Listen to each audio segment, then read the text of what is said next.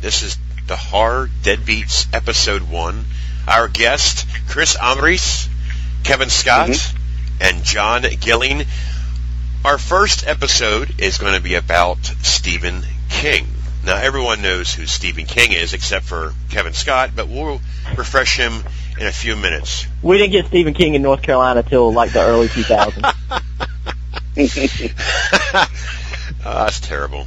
Anyways, the earliest film that I think, if I'm mistaken, was very popular for Stephen King was Carrie in 1976. Now, I'm sure everyone has seen Carrie. I'm sure everybody's seen the sequels as well. I guess, what is it? Is it Hello, Mary Lou in 87? Mm-hmm. Is that what it was? The Raid, Carrie 2. Is that's it. My bus. I'm getting them confused. Yeah, Hello, Mary Lou that was Prom Night 2. Shut up, Kevin. Prom Night, yeah, Prom Night 2, yeah. God, I gotta edit that out again. Anyways, Kevin, you've seen Carrie, am I correct? Yes. And I guess you also noticed, are they not making a remake or some bullshit? They are making the remake with Chloe Grace Moretz. I guess that's how you say her name. She is, she's the one that was, I think she was in the remake of Let the Right One In. I think she played the girl vampire in that. But yeah, they're doing a remake with her. All right. Well, the original, and probably the only one I ever watch, is by Brian De Palma. Do you remember when you first saw Carrie? I mean, as far as, I guess the VHS era, I imagine. Yeah, I remember seeing Carrie uncut somehow or another. And it was in 76 is when it came out, so I would have been 3 then, so I didn't see it at the movie theater. And maybe it was on TV, but I remember it being really, really explicit. But it was one of the first movies that I ever saw, and it scared me to death. The religious imagery to where the way her mother dies, and oh man, and I'm going to spoil it, so hopefully everybody has seen Carrie, but maybe I'm not going to spoil it. The ending, spoil it? I mean, it's how old? I mean, come on. Yeah, I mean, the hand coming up out of the ground at the end set the bar. So, Chris, Carrie is, Sissy Spacek has been around for a long time, but you know what's funny about Sissy Spacek? Everybody seems to relate her now to Carrie. Considering that she's done other things, yeah, Carrie's most iconic.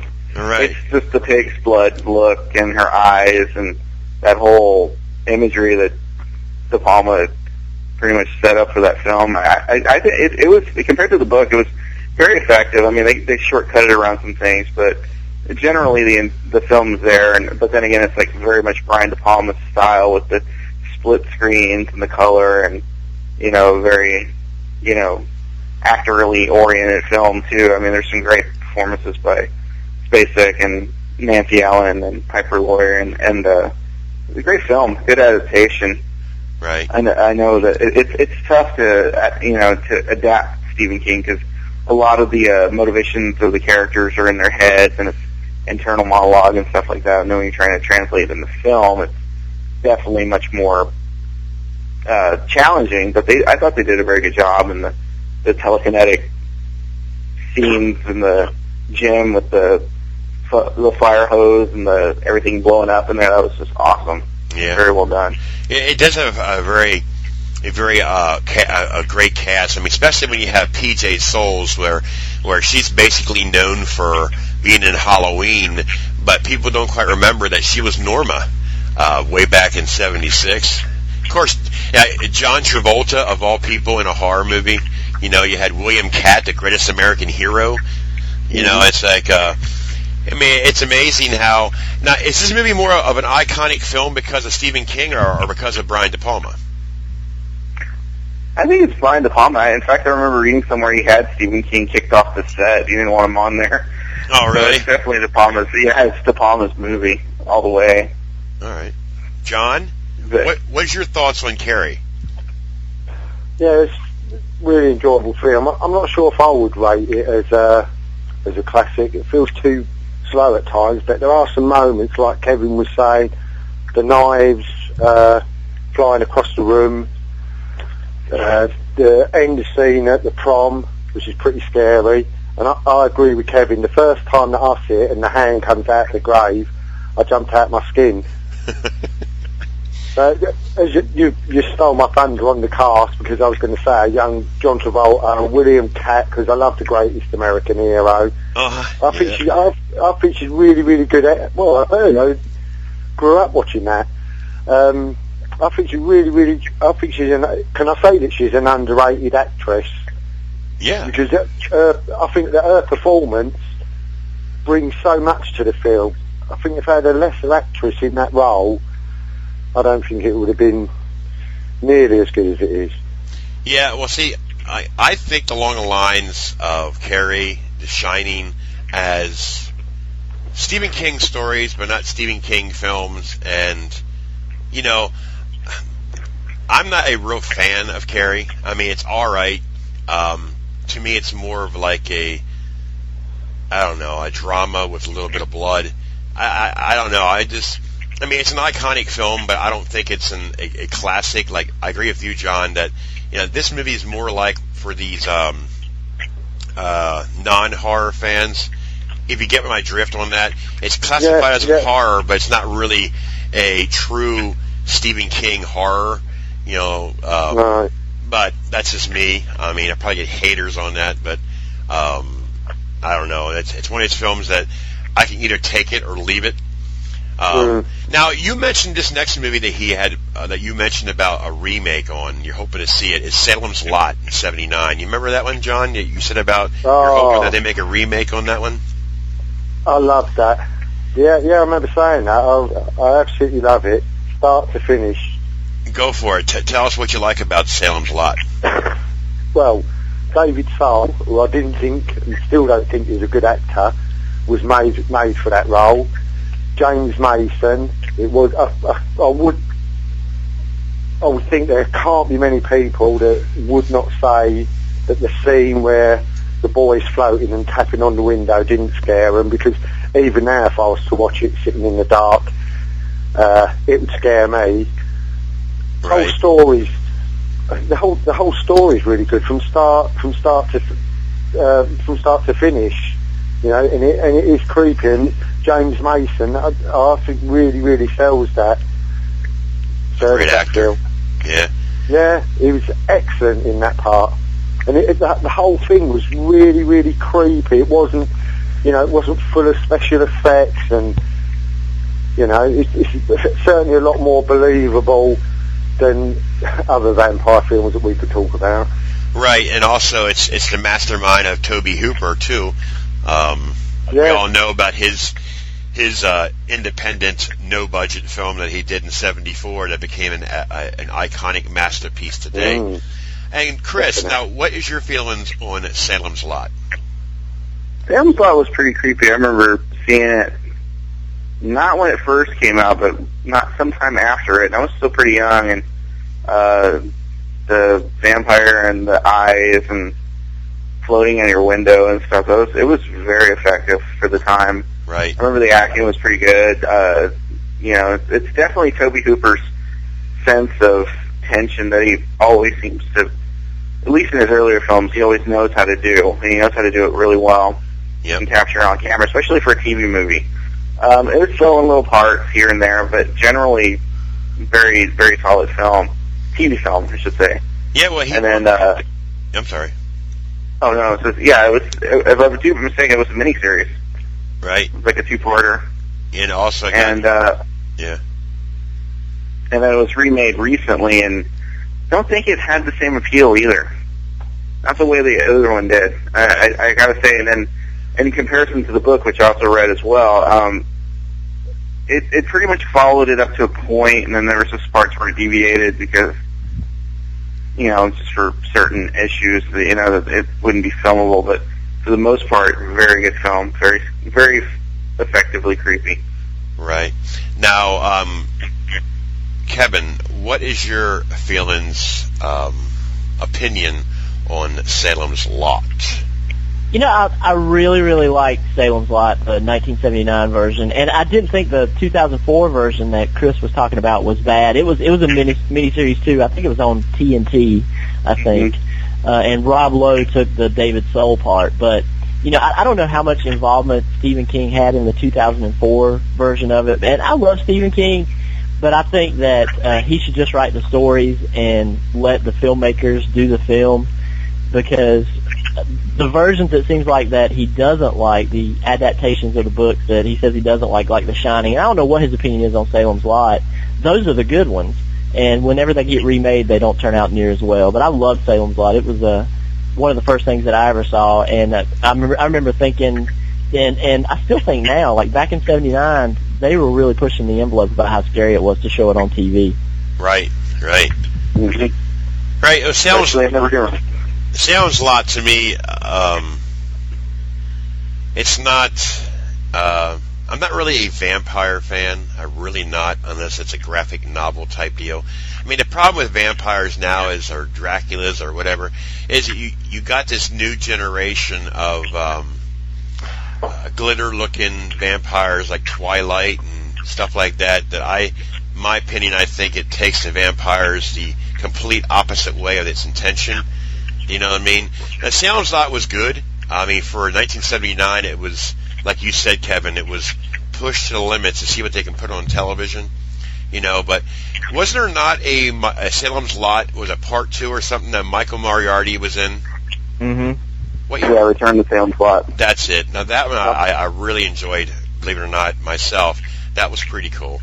But now the next one is The Shining, which we already talked about in one of our episodes, so I'd like to bypass that one. Creepshow. I'm sure everybody's seen Creepshow. Oh, yeah. Oh, yeah? Yeah. Now, that's one of his short stories is The Crate and the Weeds. That's probably a hard one to remember. That's courses by George A. Romero and all that happy stuff. Sid, I flubbed up on that one, too. I am so used to Gino taking over on these shows, I'm out of sync. Yeah, you're doing fine, Gruesome. Gino's awesome at it. He really is good. Yeah. But I think we're holding our own. You know, Gino is missed, of course, but you're doing great, man. All right, well, then we'll skip that Creepshow, because I can remember as a kid growing up, VHS was big, and anything about a killer dog or a cat, all right? But Cujo, to me, a Louis Teague film that I loved Cujo, you know, when I was a kid, because you see a big-ass St. Bernard dog rabied by a rabbit, I think it was, and they have families involved, and Dee Wallace and the kid in the car, the St. Bernard dog is slamming the vehicle. When you guys saw Cujo, I'm going to start with you, John. When you seen Cujo at a young age, did this movie not scare you? I don't think it did. I wasn't very. I've got to be honest. I wasn't very impressed with it at all. There's too many movies with animals and kids that, to be honest, that I bypass. So. Oh, really? Yeah, it was alright. Didn't really have any effect on me, to be honest. All right, Chris, you've seen Cujo, correct? Oh yeah, definitely. Now, what was your take on did Cujo? Now, it depends now when you've seen it. Now, if you're younger, like I was like 14, 13 when I saw this, so you know it was very rare back when it came out on VHS that you didn't see very much except for like Old Yeller, you know. But very uncommon to see a St. Bernard dog having rabies, attacking people. It scared the shit out of me, and I'll admit it, when I was a kid, because now it doesn't, of course. But what was your feelings on Cujo? When I first saw it, I was pretty young, and it was scary. It was terrifying, you know, because the dog is just immense, and it's the whole chaotic atmosphere that they created on that movie was very intense too. And if you're just watching it on that basic level, it's pretty effective. Right. You know, it's a scary ride with this dog. The thing that I picked up on later, because I haven't read the book, so I'm not really familiar with a lot of it, but what I did pick up later on in the film is that there was some subtext that this, you know, could be, like this dog is kind of like penance for these characters, like the dad's company is making the kids pee the red dyes, she's having this affair, you know, so there was like some kind of underlying theme that this dog kind of represented, payback for something. Right. And it had a great cast too. Billy Jacoby. Well, he goes by Billy Jane now, but I can remember him. And Ed Lauder. Ed Lauder to me is a fantastic actor. He's been in almost everything. And to me, I think he's underrated. Of course, you got Dee Wallace's ex-husband, Christopher Stone. Daniel Hugh Kelly, as you mentioned, as the father. And Danny Pintero. Didn't Danny Pintero go on to be on that show, Growing Pains? Is that what it was? Who's the boss? Who's the boss? Oh, Who's the Boss? That's it. Who's the Boss? All right. Well, I was wrong. Damn it. Kevin, stop doing that. You know it all. Speaking of Kevin, you seen Cujo? Yes. What was now you're pretty much the same age as me and John and Chris. Did this movie scare the shit out of you as a kid? It did. It was like a perfect storm. And, I want to echo Chris's sentiments on the payback, because that was kind of, that's what I see now when I watch it as an adult, because, Dee Wallace was screwing around on the dude from Hardcastle and McCormick. Do y'all remember that show? Yeah, Daniel Kelly, yeah. You're funny. So it was kind of payback. I see that now. But, back in the day, it did scare the crap out of me, because, I was riding my bike around the neighborhood and had a couple of dogs get after me, and to see that, oh man. Yeah, oh, God. I've only probably seen it twice, but I watched it for the very first time when I was probably around 11, and I watched it just a couple of years ago, and it held up pretty good. Yeah, what's so crazy about Cujo is it starts off with this loving dog, running around the field, and then it just slowly, I think what's creepy about it's bad enough a St. Bernard dog is fucking huge, okay? And then to hear him growl, how he gradually changed to this nasty beast, it's just that to me, Cujo is one of my favorites of early Stephen King stuff, because again, us as kids, we can relate because we have dogs, except for John. I mean, he can't relate because he didn't like it. Weirdo. Zombie Lake's still the best film apparently, but but now here's one that they decided to make a TV show. I guess it ended 3 years ago. The Dead Zone, which I never watched. I just couldn't get into it.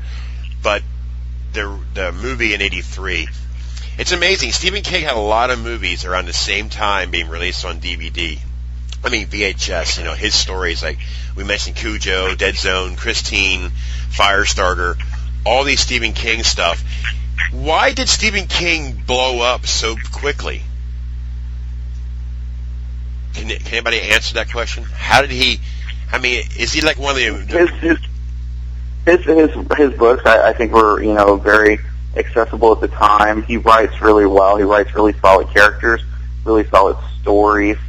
Anything that you read of his, there's some point in where it becomes relatable. Okay. And I think that's what most people see when they're trying to adapt him. That's a good answer. How much we can put this on the page. Well, this film is by David Cronenberg, which everybody seems to worship this guy like he's probably the best director of all time. I'm definitely not a David Cronenberg fan. I'm sorry, I never really was. I don't know. His son is probably worse. I seen that movie he did recently. What was that called? The one with that girl? Antiviral. Oh, God. Anyways, Dead Zone. Kevin, what are your thoughts on Dead Zone? Yeah, I'm kind of with you on Cronenberg, but, I mean, some of Cronenberg's things I really like. I like The Fly. Well, that I do, yes. I apologize. That was good. And, but I love The Dead Zone. I'm a big Christopher Walken fan, and the ending, you just can't beat the ending on it. I mean, I really didn't think it was as scary the first time I saw it as a child as I do now, and I think Martin Sheen was just slimy in it. He was perfect. Yeah, a great cast. Yeah, the part where he holds up the baby when Christopher Walken is shooting at him, and then the very end where Christopher Walken takes his hand and he shows like a glimpse into the future and he's getting ready to blow his brains out. Oh, that was great. Awesome. Tom Skerritt, Sheriff Bannerman, a great cast. Herbert Lom, of all people, Herbert Lom. That tells you how old this movie is. Chris, you've seen Dead Zone. You seem to be a Cronenberg fan, are you? Yeah, I like Cronenberg. I like a lot of early Cronenberg. I'm not too much of a, because I recently saw the one he did with Robert Pattinson. I just couldn't get into it, and some of the later films. I haven't seen Dangerous Method, but yeah, definitely. This was an interesting film for him because he just had a big failure with Videodrome, which I liked. I thought Videodrome was cool, but him tackling Stephen King on this particular novel, it's not even so much a horror story as it is more of a suspense thriller. Again, and the thing about it, I think, is just the concept of what he's trying to do. He's putting his life on the line to stop this impending apocalypse or this doom that this guy is capable of creating once he gets into power. Right. And it's a really cool what if kind of story. What if I had this power and this ability, and how far would I go to get something done to stop something from happening? And that's another good reason Stephen King's story is so popular. He does the good what ifs, you know. Right. See, I find myself, it's weird. Carrie, The Shining, and The Dead Zone are three films that I'm not too fond of. I don't know what I guess it's because I like a true Stephen King horror film. You know what I mean? I'm expecting Stephen King, I'm expecting blood, horror, you know, not these borderline, like you mentioned, dramas, thrillers, you know, a little bit of a sci-fi. I mean, I like sci-fi, but it depends on who makes the sci-fi. If that makes me a weirdo, I guess I'm a weirdo. But, John, you've seen Dead Zone, correct? Sir. Did you like Dead Zone? Yeah, but I think it's an enjoyable film. Do you not agree with me? There's too many of these films that for some reason or another someone gets the power to see into the future and have some influence over it. If we talk about David Cronenberg, that's his name, isn't it? Cronenberg. Yep. One thing I will say, I've tried watching some of his films. Rabid I found, I'm going off subject, I know, but Rabid I found pretty disturbing, and he must have one messed up mind from his films, just some of the ideas, where they would come from. I don't know. I love Christopher Walken, like you said, had Herbert Lom in it, so that's a plus. And Tom Skerritt, I think, is a great actor. It's a good movie. It's not great. Right. Now, the next film is probably one of the most iconic favorites amongst Stephen King and John Carpenter fans, besides Halloween. And you know I'm getting at, is Christine. Christine was a movie that could relate to non-horror fans. It can relate to people who love old cars. My dad was a major science fiction fan, but for some reason he adored and loved Christine. And I can remember renting this on VHS. I'm showing my age again, John. Shut up. Anyways, seeing Keith Gordon and John Stockwell and the vehicle, what was his boss? That would have been Robert Prosky. Yeah. A great cast. Robert Blossom, Alexandra Paul as the girlfriend. This movie here, I thought, was a fantastic film when it comes to a possessed car. Now, of course, we had the original in the 70s, not the same story, of course, but The Car. That would have been Spielberg movie, correct? One of those early ones, The Car, 1977, I think it was. No, that was James Brolin. That was somebody else. That was Elliot Silverstein, I think, who made that, but it was very similar in concept to that Car. But John Carpenter... You're thinking of Duel. Duel, that's it. My bust. Yeah. Duel. Sorry. But John Carpenter is a well-polished, fantastic filmmaker, I think, in his early years. With Halloweens and Christine. John, you've seen Christine. I know you did, I can tell. Yeah. It's a good movie. I can't pick any fault with it. If I could find a car like that take me from being a deadbeat into being somebody else, I'll go for it. well acted, well directed, it's enjoyable. I'm not. I suppose it is horror, but I don't see it much as a horror movie. Right. To be honest. Right. There's killing. I guess they call killing horror. Yeah. But horror. The horror thing is used so widespread now, especially when they have these torture porn movies that they call horrors too. But I agree. I mean, I love Christine. I love the aspect of it. It's very rare that I do love Christine because of what I said before. It's so much more of a mystery drama and some horror and a thriller. But Chris, what is your take on Christine? Is it one of Stephen King's best stories from ones that we discussed? It's a good film. It's a good story of Stephen King's. I read the book and I've seen the movie. I'm a huge John Carpenter fan. Love his style, love his work. Mainly his earlier stuff, not so much the recent stuff he's done, but definitely the earlier stuff. I know that he had a lot of problems with Stephen King with this film. He's not even a favorite of Carpenter's for so many reasons, but and it's the way they handled the possession. I think that the possession was downplayed from the novel into the film by Carpenter to kind of focus on the car more than Arnie's character. And that's kind of an interesting take, where I can see where they could, butt heads on that. But I still think it's scary, it's effective, it's well made. Mm-hmm. Carpenter, needed that hit right after The Thing.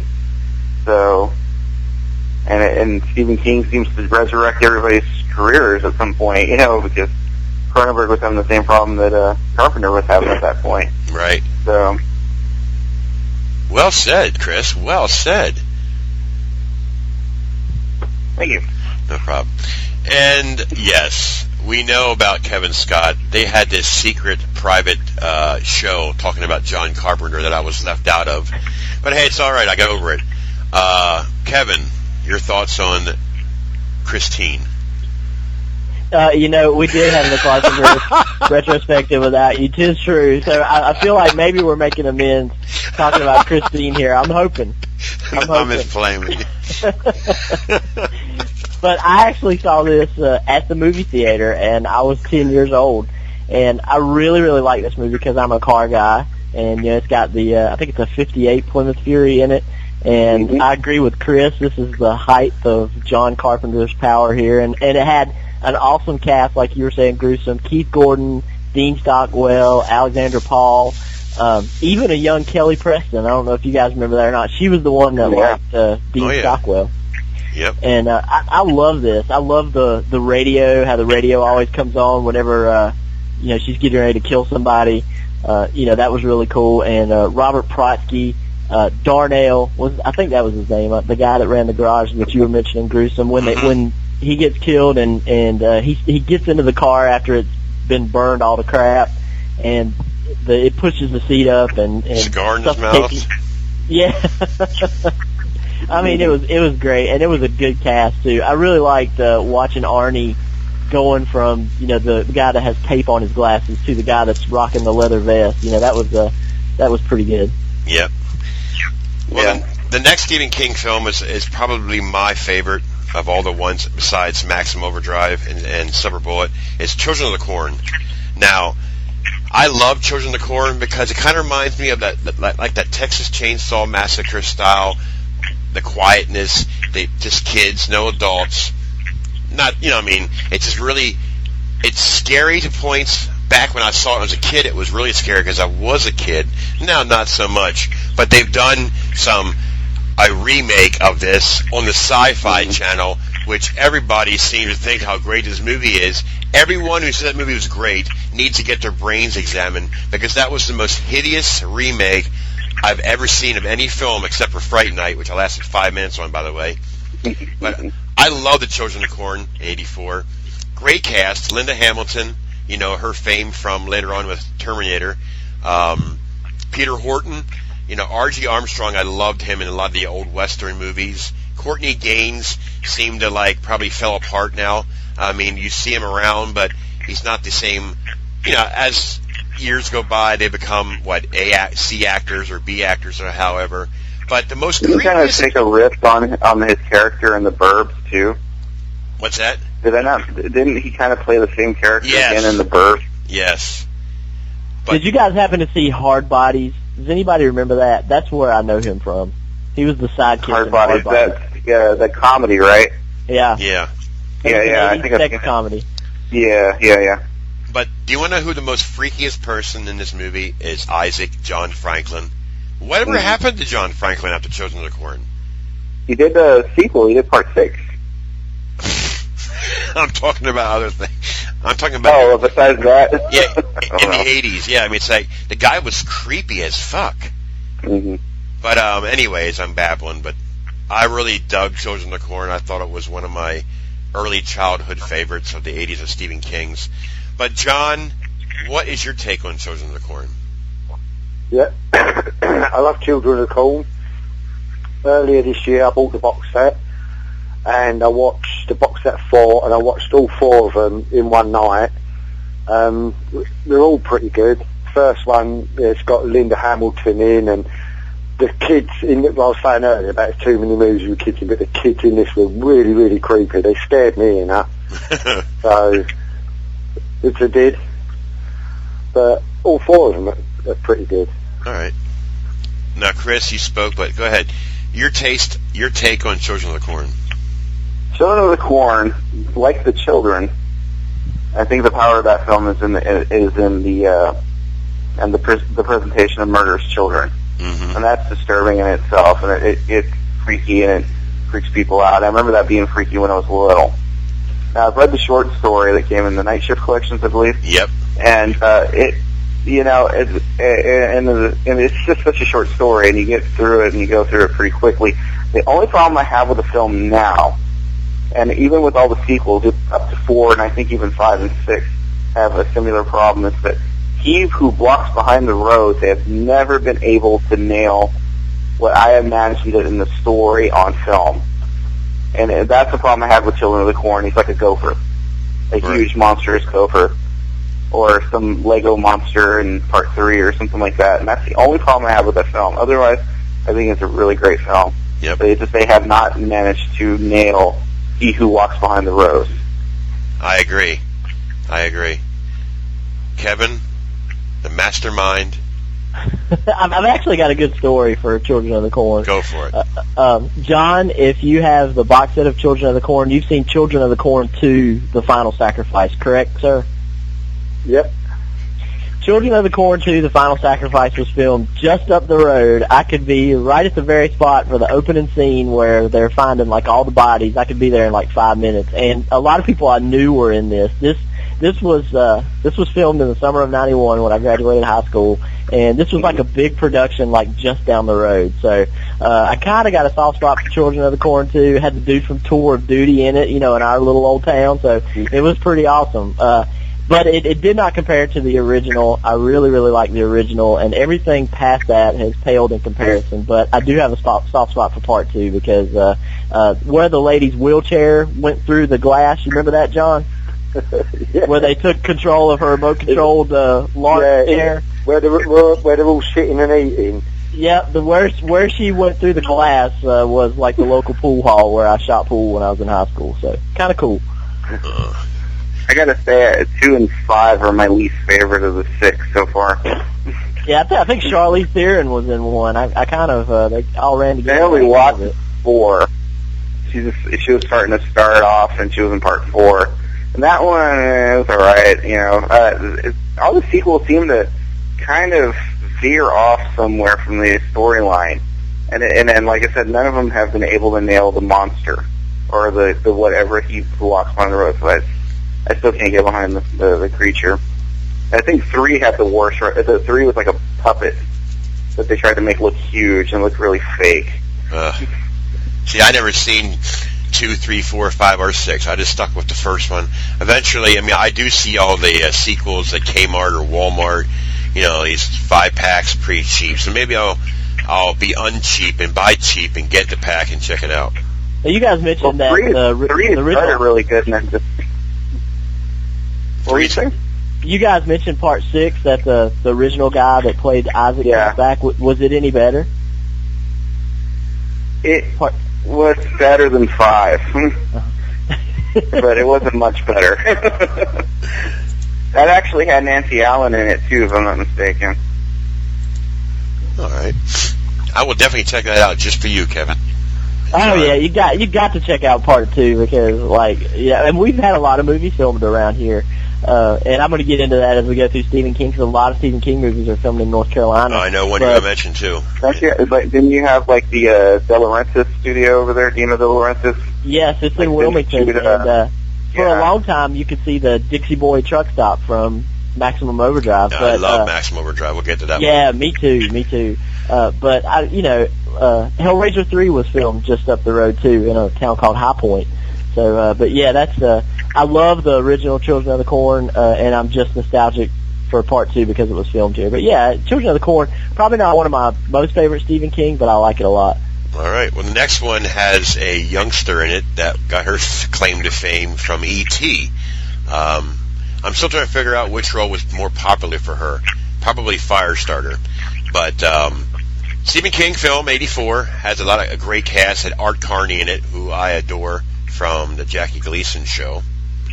Am I correct? Yes, I am. Has a legendary George C. Scott, the sexy Heather Locklear, and from The Officer and the Gentleman, David Keith. That's another thing. See, certain actors come to my head, and it's always Officer and the Gentleman with David Keith. And Firestarter to me, again, it's not a horror. Obviously, it's a sci-fi thriller. This is another film that I kind of like. It's like not really my cup of tea. I mean, I watched it; it was all right. A girl that starts fires when she gets pissed off. But John, Firestarter, what do you think? Oh, I knew you was going. Well, I'll start off saying George C. Scott's one of my favourite actors. I spoke to Gino about some of his films. It's okay. Once again, I think we're veering a little bit away from horror, more towards sci-fi, with a bit of horror thrown in. Doesn't really do a lot for me. Me neither. I hate to say. It's okay. It's not great. I'd watch it and not think a lot of it. I probably wouldn't watch it now, to be honest. No, I wouldn't either. But go ahead there, Chris. You're the mastermind. What do you think about the way it was shot and the storyline? Well, Firestarter to me is, because I've read the book, the book on that one, and that was the guy that directed it, Mark Lester. He was a kind of a action guy. He did like Commando and Showdown in Little Tokyo, all these action films and stuff. To me, that's what this one kind of felt like, was the action thriller Stephen King story. And I think the biggest change, even though it's great acting by George C. Scott, is like the character didn't make a whole lot of sense. It made sense in the book, but it didn't make sense in the film. I don't know why. That's one thing I remember being really kind of thrown off by the film. But other than that, I mean, the fire sequences are awesome in that film. The way she set up all these people with fire stunts and everything. It's just stuff they would do with CGI now. They actually did handmade, explosions and people on fire running around and stuff. That to me is entertaining, on that level. But other than that, it's not the greatest Stephen King adaptation, I don't think. Okay, when I mentioned Drew Barrymore, which movie comes out quicker, Firestarter or E.T.? E.T. Yeah, I agree. For me. All right, Mr. Kevin Scott, what is your take on Firestarter? George C. Scott definitely made the film. I like David Keith too. You mentioned David Keith. He was all over the place. Like you said, he was an Officer and a Gentleman. He was in this. One thing that I liked about David Keith was I always dig it when actors don't do anything with their accent. Kind of like David Keith. Probably a worse example is Matthew McConaughey or Lucas Black, the dude from Sling Blade. I really like David Keith because he seemed really, really real, and I'm just sorry that he didn't do much more after that I know of. Right. He did that movie with Roddy Piper, am I correct? With Meg Foster. Oh, that's Keith David. That's Keith David. Oh, yeah. Whoops. Whoopsie. Yeah, they don't look anything alike either. I don't think they've starred in anything together yet. Ain't that something? Keith David and David Keith. That's crazy. Wow. You know, I'm not a real fan of, VHS I could handle. The second one was better than the first one. But to watch all these short stories in one DVD or VHS, but if I ain't mistaken, Cat's Eye was that way. Am I correct? Has all 4 different stories. An anthology? Yes. But Cat's Eye I really enjoyed. There was some young talent that was in it. Again, Drew Barrymore was in it. Of course, James Woods, Robert Hayes, James Knowlton. And if I'm mistaken, wasn't Emilio Estevez in one of these stories?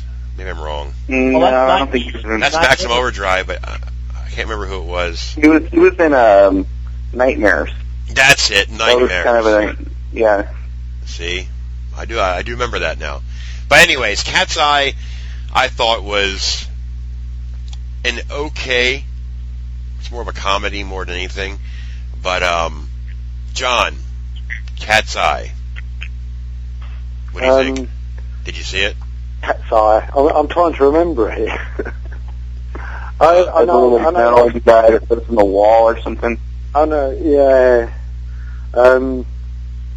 Does it come under horror? Yeah, it's a comedy horror thriller. Yeah, it's yes. Is that the story where the first story where he tries to stop smoking and he doesn't stop smoking and the consequences get worse? Yeah. Is that it? James Woods. Yeah. That's it, yeah. Dick Morrison. But yeah. That sequence was really good. I'm trying to think of something positive to say. Really, it's not really my cup of tea, to tell you the truth. Oh, Cigarette Girl. All right, Chris. Cat's Eye. What's your take on that? I liked it as a kid. I really did, and that was Louis Teague again. Yep. He came back and directed that. And my favorite actually was The Ledge with Robert Hayes. That I hate heights, and that just and the pigeons pecking at his ankles, yep. and yeah, that one kind of stuck with me a little bit. And then the gnome thing was kind of funny. The little creature yep. that lived in the wall. Yep. That was kind of a cool little bit there. Yeah, it was entertaining. I don't. It's not the best, but it's definitely entertaining. Well, again, if I remember correctly, Charles S. Dutton was in one of these episodes. You know who Charles S. Dutton is, correct? Yeah, Rock. Yes. The show Rock. Yeah. Yes, that's him. Yeah. You're right, man. You're right. I forgot about that. Wow. All right, Kevin, it's your turn, baby. Cat's Eye. I like Cat's Eye. My favorite one was the smoking one because it had Alan King in it. He was like the enforcer guy, almost like the mob boss guy, to where if you don't quit smoking, there's going to be consequences. And he kind of lures him in with this high success rate of all of his clients. And the ending, he'd been toying around with if you don't stop, we're going to take your wife's pinky. And they're like, and then at the end, they're having dinner with another guy that went through the same program and his wife's pinky finger's missing. Oh, that was great. Yeah. Well, as far as the Stephen King, I mentioned about Children of Corn being one of my favorites. I think my second favorite, which I would love to see this remade, I mentioned in one of our episodes, and that's Silver Bullet. I want to see what they can do with the werewolf compared to back then.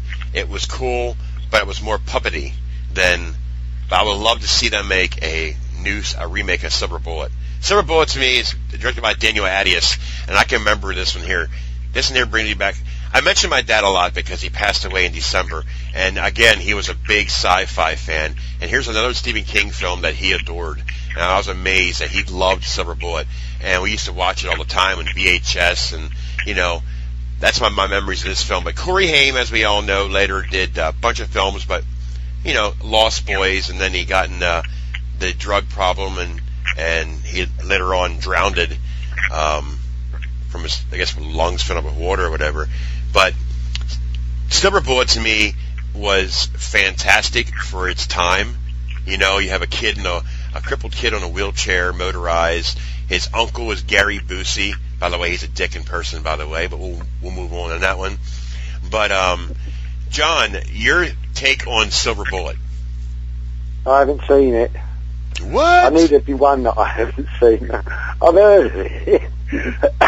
Never got round to seeing it, gruesome. All right, well, definitely check it out, because if you're a werewolf fan in that early stages with a kid in a wheelchair, I like this film. Go ahead, Chris. Tell us, do you like Silver Bullet? Love Silver Bullet and grew up watching it too. My only complaint with it now is the wolf does look like a bear. Yeah. And not much of a wolf at all. I think that was a design. Because the transformation I thought looked better than the actual creature.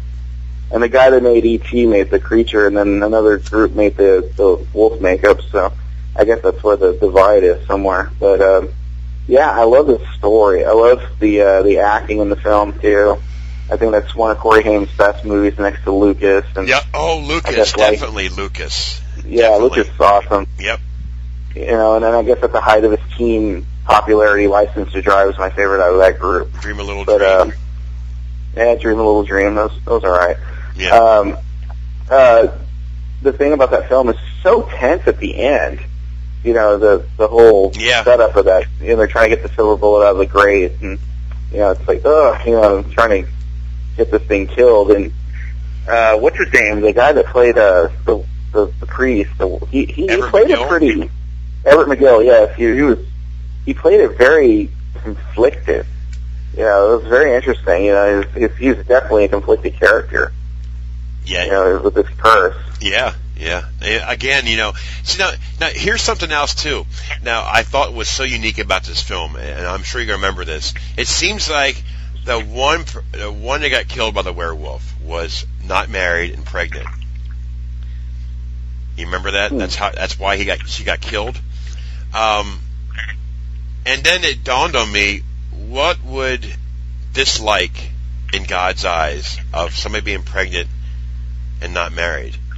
Then it dawned on me that it was the Reverend that was the werewolf. See, John, you got to check this movie out, because there's some backstory in this movie. Like all Stephen King's, he seems to throw other stuff at you, but it seems like the ones that were getting killed off were doing something bad or against God's eyes. Yeah, I will. It's just another one that's escaped me. I don't know how. All right. I think it's very underrated of its films, too. It was. I agree, 100%. All right, Kevin. Now, you're a Gary Busey fan, right?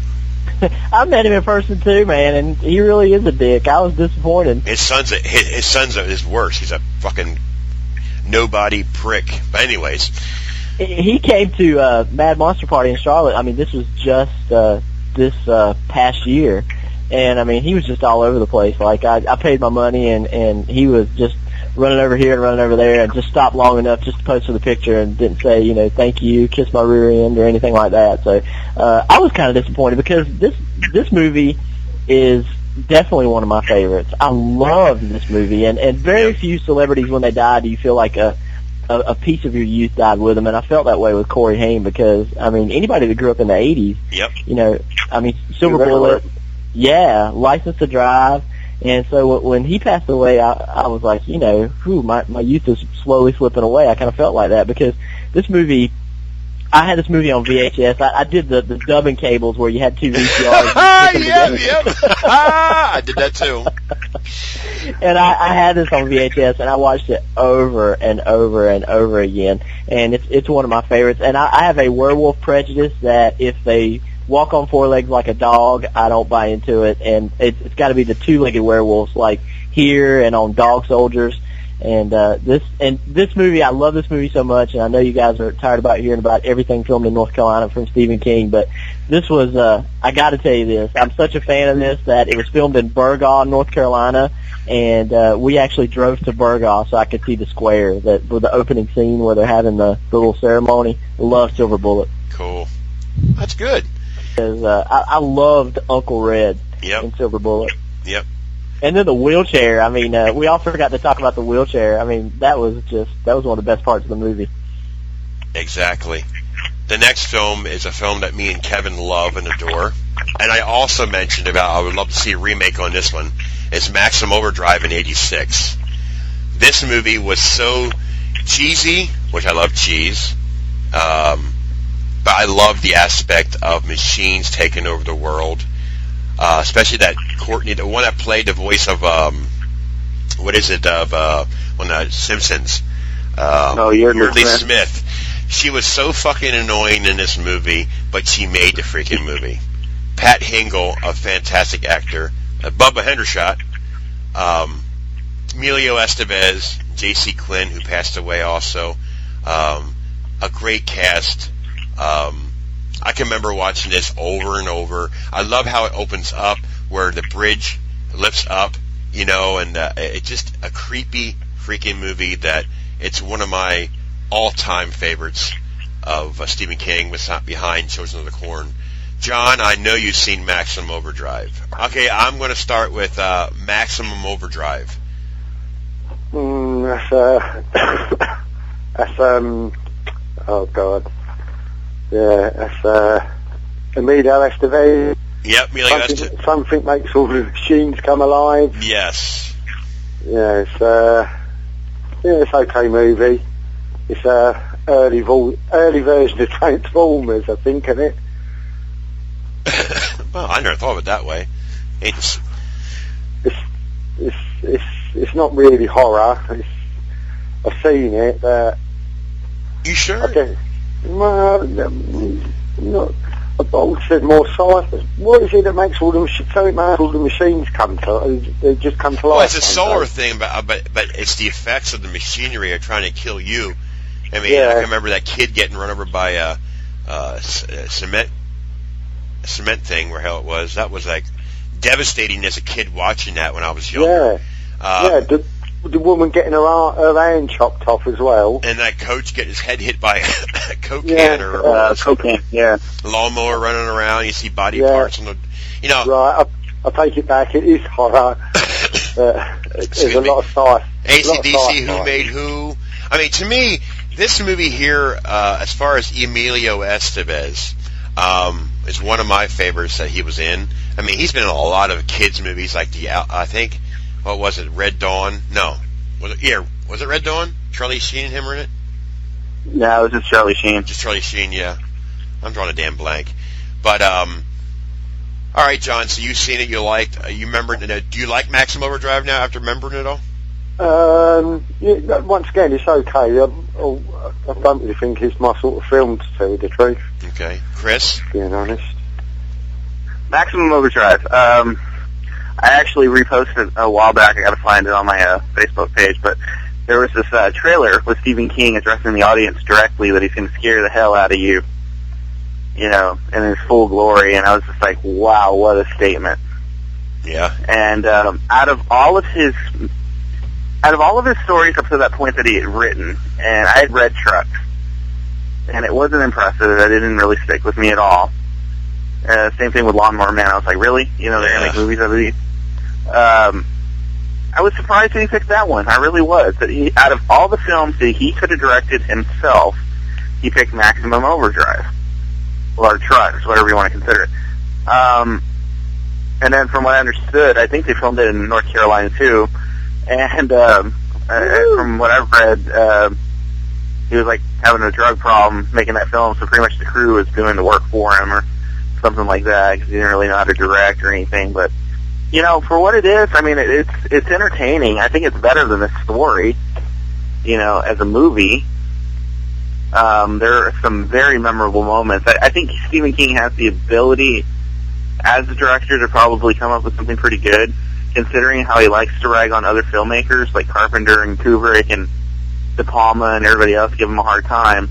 He himself, given the chance to make his own movie, he could have probably taken it even further. Right.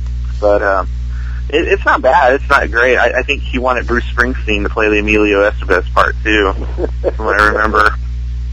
Oh, really? And he wanted and he originally wanted a Springsteen soundtrack to the film as well. And that all didn't go through. Dino De Laurentiis said no, or whether they couldn't afford it or something. And that's how they ended up with AC/DC and all that kind of good stuff. So, yeah, the movie's interesting.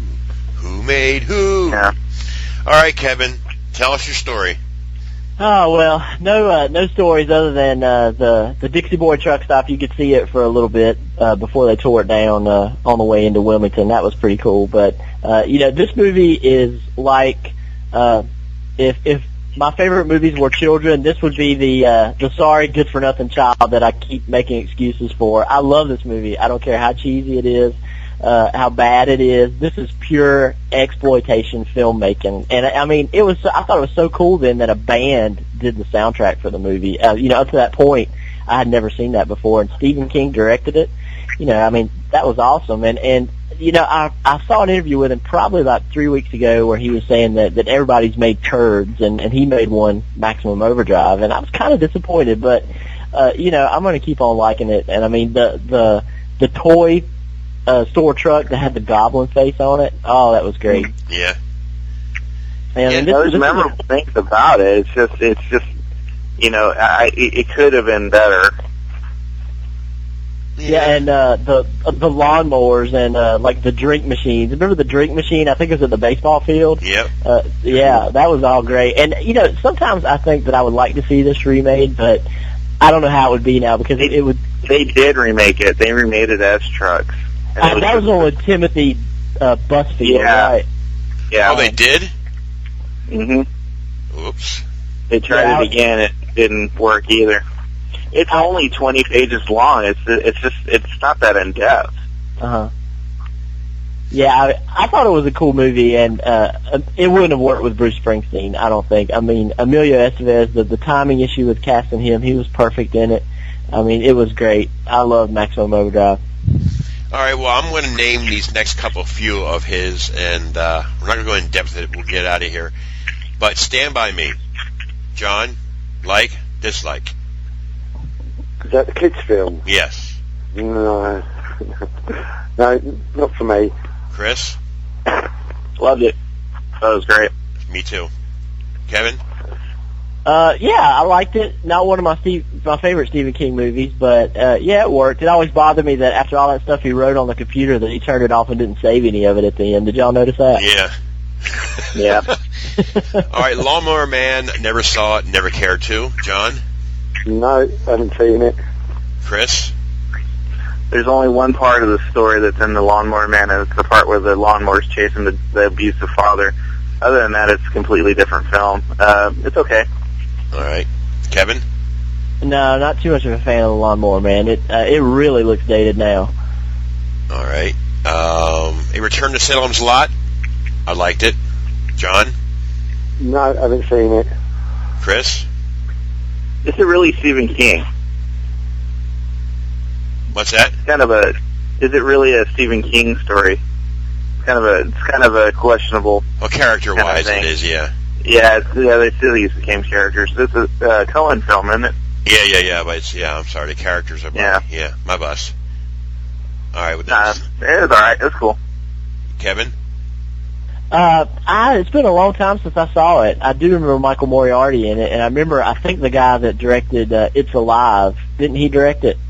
Mm-hmm. Yeah, Cohen. Yeah, it's been a while, but I remember thinking it was pretty good. I didn't like it as good as the original, but I liked it. All right, The Running Man, I enjoyed that to a point. John? Is that Schwarzenegger? Yep. Oh, I love it. That's another one that's like you would call a guilty pleasure. Well, yeah. I think it's a great story. Well, it has novel by Richard Bachman. That's confusing. It's pseudonym. Yeah, that was like the name that he wrote under, and it was kind of cool because he said that Richard Bachman died of cancer of the pseudonym. Oh, Running Man, Chris. I love it. Great Schwarzenegger one-liners in that film. Yeah. Kevin? I didn't know it was a Stephen King film till just now, but I liked it. Well, Tales from the Dark Side I'm going to skip because it's a series. Pet Sematary. Wow. I couldn't get into this one too much. I don't know why. I'll just move on. John? Watched it Christmas Eve, and I thought it was enjoyable up until the end when he had to kill his son, and I'll be honest, I sat there blubbering And I felt so depressed for a couple of hours when the little boy turns, he syringed him in the neck, and the little boy turns around and says, I've got a little boy, so that's probably where it touches me. And the little boy turns around and says to him, you're no fun anymore, Daddy.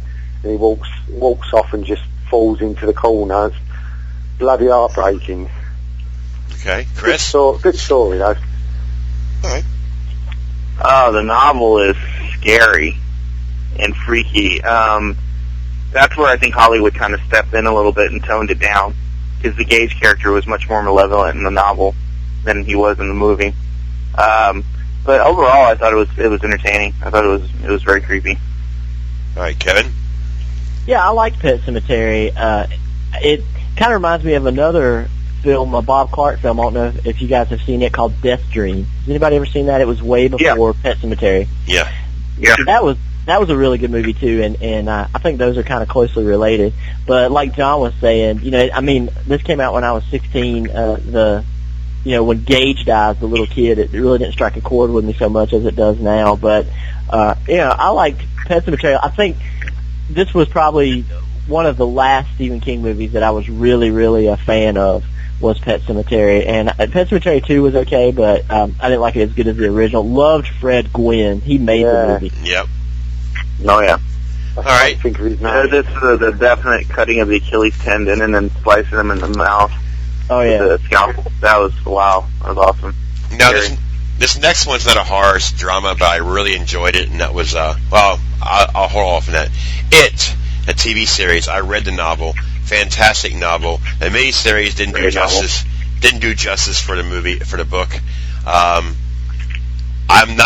didn't like the It miniseries, so I said it. But the book was great. John? No, don't do miniseries. All right, Chris? I liked the miniseries, and I think I read the novel too.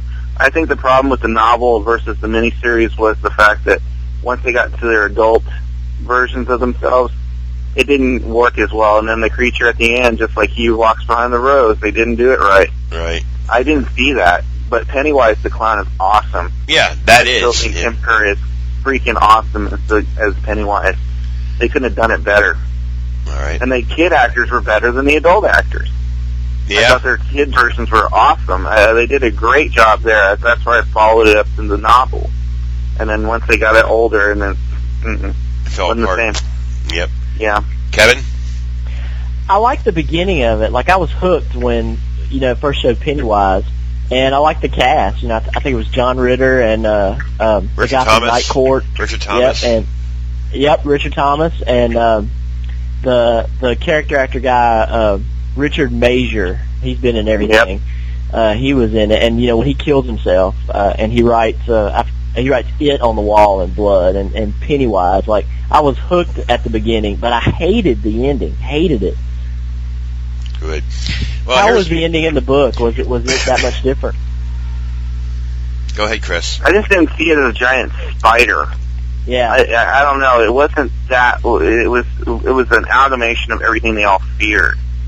So it would have been like they all saw it as something really horrifying. And I don't know. They just made it a giant spider, and a stop motion spider. To go from Pennywise to that.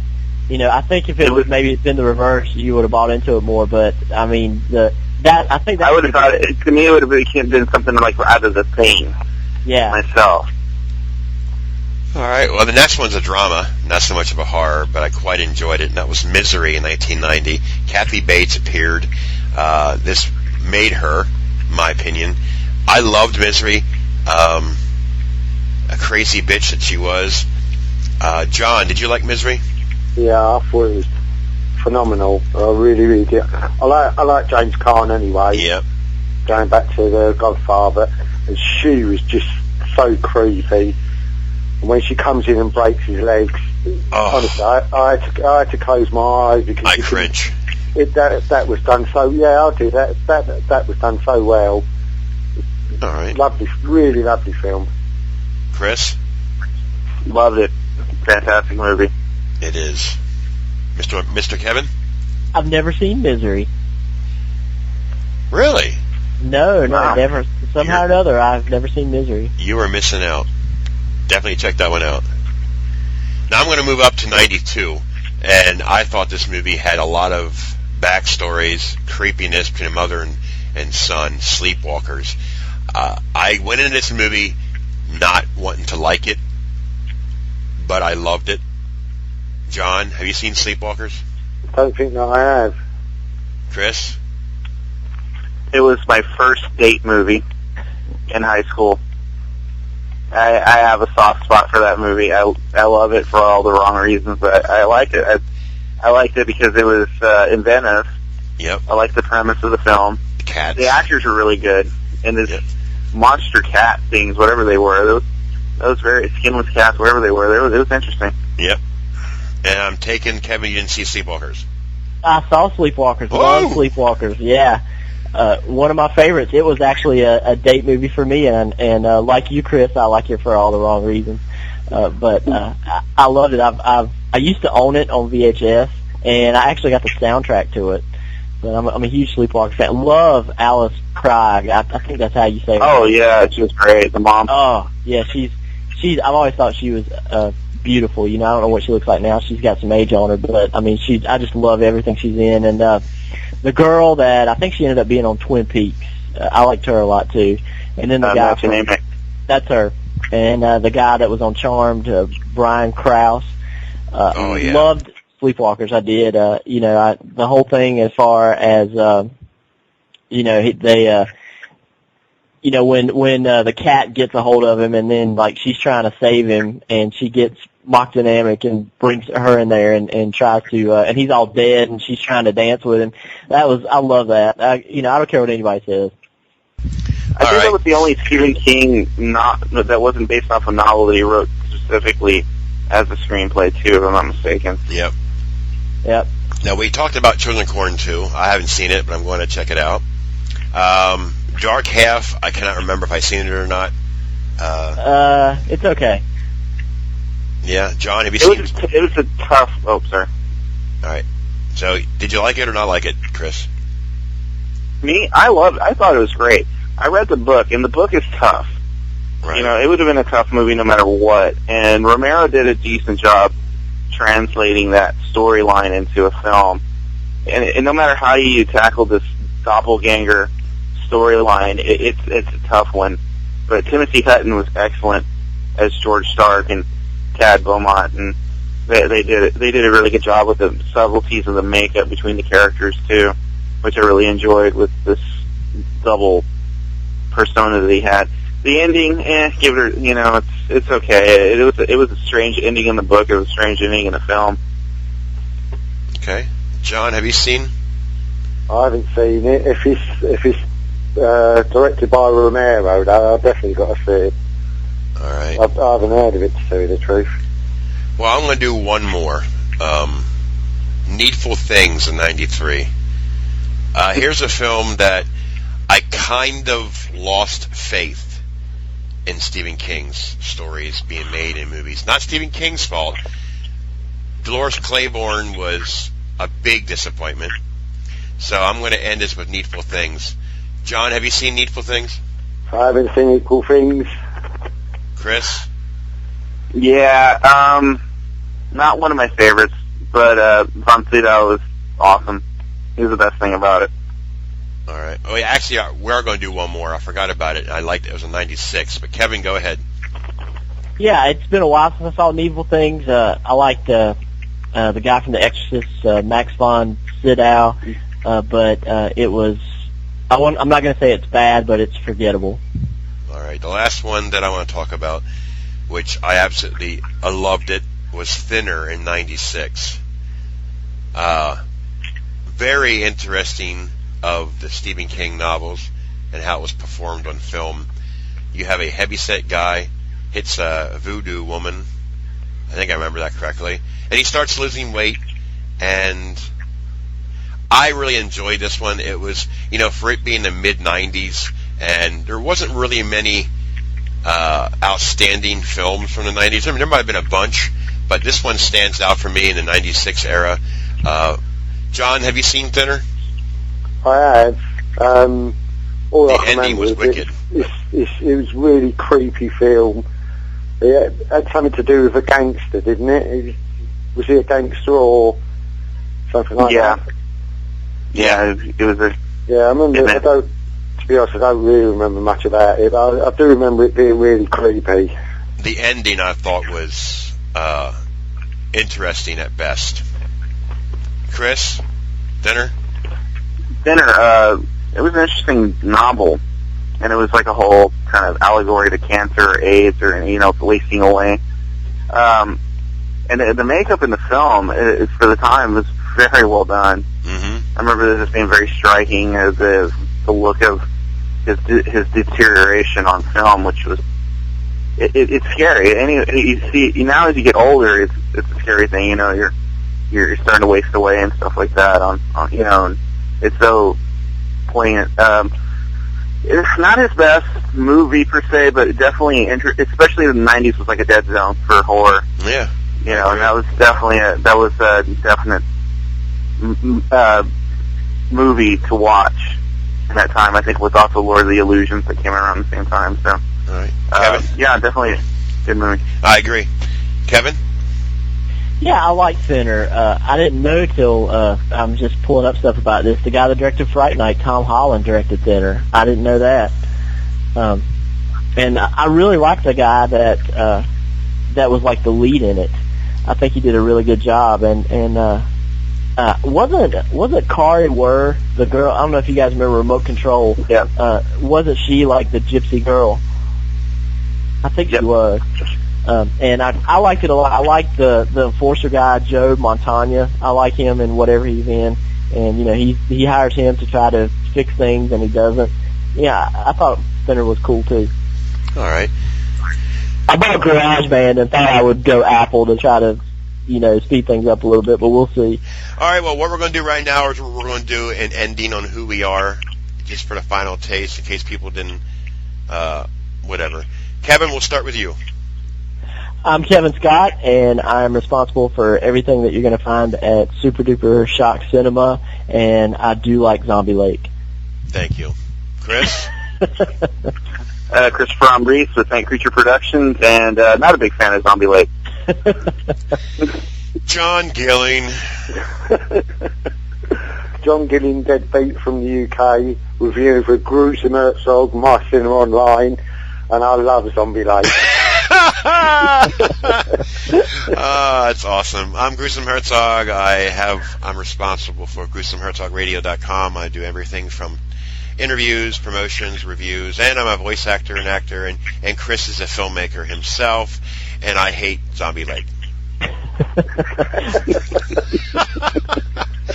All right, guys, thanks for coming on. I'm going to clean this up.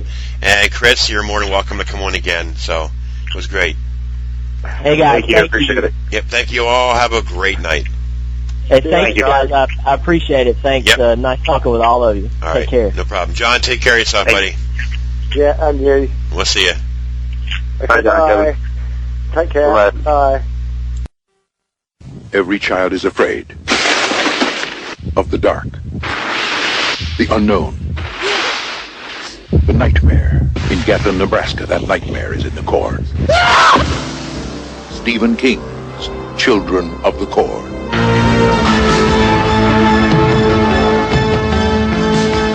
Praise God! Praise the Lord!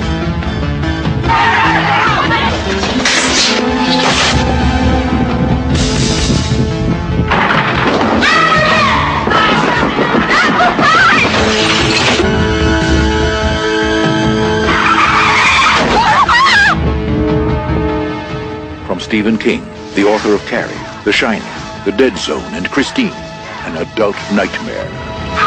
Children of the Corn. I'm here, Lord!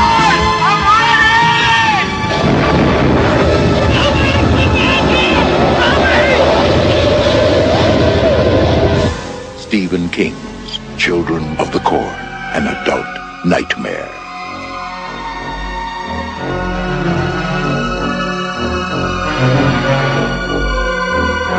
Coming soon from New World Pictures.